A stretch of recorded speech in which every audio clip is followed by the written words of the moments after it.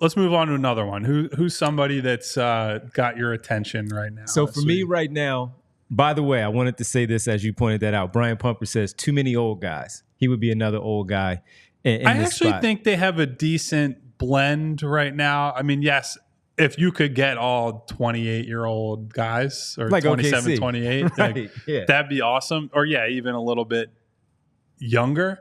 I think the problem is that those guys tend to be good and expensive. So we're talking about minimum players. There's a reason these guys are still available this deep into free agency. Yeah. All right. So I'm going with a younger player, 25. He'll be 26 when the season is already underway.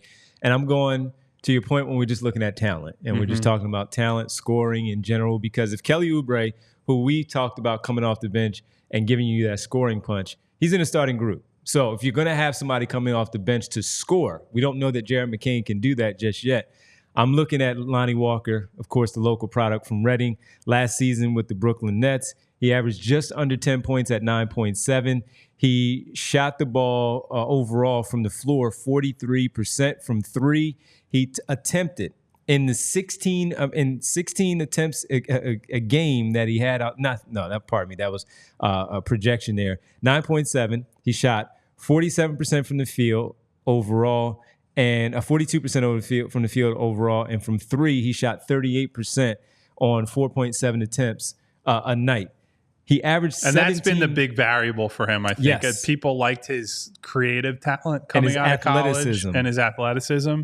But the question was, will this guy shoot? He can shoot much better now, and he gets a pretty good volume up. And he did that with the Nets in 58 games, 17 minutes per for Lonnie Walker. So he's not playing over 20 minutes a game, and he's still giving you that 10. He's getting these shots off where he's getting off 8.5 shots a night for the Brooklyn Nets last season. He had some starting roles with the Lakers the year before, playing 56 games. He averaged 11.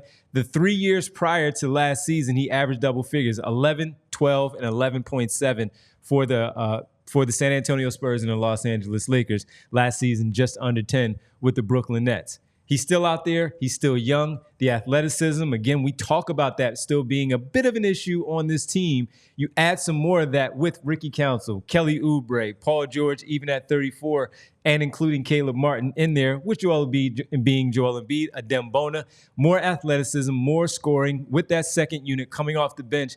Lonnie Walker, I still like it. 6'4", not a great passer, but a willing passer. One, though, that when he does get into his zone, he can fill it up in bunches right there coming off the bench for any particular team. So as we look at an older player with some shot creation for others and the shooting with Gordon Hayward, I go younger at 25, will be 26 during the season, and I look at Lonnie Walker. What do you think?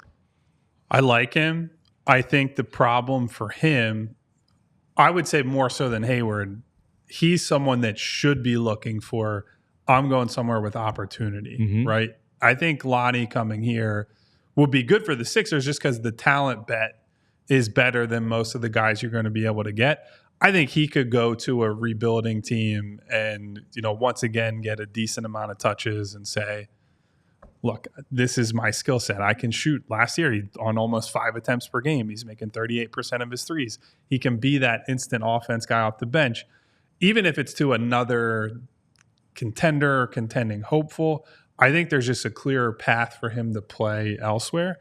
But again, anytime you can create a shot for yourself and score with not great efficiency, but at least okay efficiency as a bench guy, there's value for that on any team. So I like Lonnie. I think there were some concerns in it because when he was in the draft, there were some people who were interested in, potentially Lonnie being here. He's from Reading and all that. And there were some concerns about maybe he needs to get away from home for a little bit and kind of, you always hear that about local kids, right? Like, can they handle there's a lot of loaded words like entourage or things like that, but just like all the hangers on, like people you grew up with, family members who are just too close as you come out of high school and college and make the jump to the league. I think he's now, having been in the league for a while, having played he's with the Spurs for a few years. That's a great organization to kind of get your feet under you. Had a good year in LA. Frankly, I'm surprised that he's basically been a minimum guy Yeah, now, I right? just don't Like, think he's going to get a long-term deal at this part of the free agent it feels period. there's a disconnect for me between when I watch him and when I see what he's capable of doing and what the league has to this point determined that he's worth, right? Like, Yeah. I don't, it might just take that one great opportunity with the team. Maybe this is just the reality of the new NBA, right? Where some of these guys that before would have gotten a bit of a bumper in payment. But look, we can also say he's 6'4". He's a shooting guard, basically. He's not much of a creator for other people. Yep. And defensively, not the best. So how much do you value an instant offense guy? On a minimum, I love it. So I think I would take him on this team, and you figure it out later. Worst comes to worst, you can always trade him. It's a guy on a minimum with shot creation talent will be easy enough to move at the deadline. My suspicion is he'll go somewhere where there's a clearer path to playing time. Because if they're going to prioritize the guys that are already there, they're going to play Lowry. It's a different skill set. He's a backup point guard. Guy's going to run the offense. They're going to develop McCain as that, secondary guard, shooting guard, however you want to categorize him. And then they're just going to play a lot of wings. They're going to play Oubre. They're going to play Caleb Martin. Eric Gordon. They're going to play Eric Gordon, who's at the same position. And I think probably my guess is to come here, you got a little bit of a promise with regards to his role and how much he's going to play. So I'd like Lonnie. I don't think that's super realistic. Yeah, and the other piece that I look at was just looking back at Kelly Oubre from last season. It's not September or late August where you're signing Kelly Oubre, and in this case, Lonnie Walker. It's looking at opportunity that Kelly Oubre had a season ago and came in here, made the most of it, and also got a 2-year deal. He was also a player that his reputation is totally different from what Lonnie Walker's is in terms of is this guy a team guy and all of that. You don't hear that about Lonnie Walker, but for whatever reason, as Kyle said, maybe the market is kind of set of what the league is telling us who he is.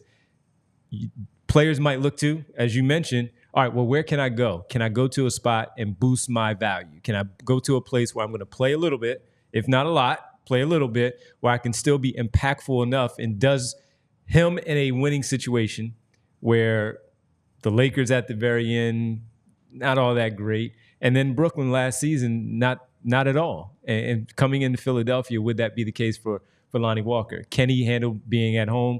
Can he look at and talk to the front office before making a decision like that and understanding what his role might be? Having that competition against Eric Gordon, Jared McCain, and maybe even Kyle Lowry just a little bit to get on the floor, get some meaningful minutes, some meaningful run for Nick Nurse's staff where he can go out there and be an important piece for a championship contending team. Very curious to see where he ends up. He's a talent. And as we said, if we're looking at it on simply adding talent, they could use that type of talent still on a minimum here this late in free agency. I would look at Lonnie Walker. We all silly like the mayor.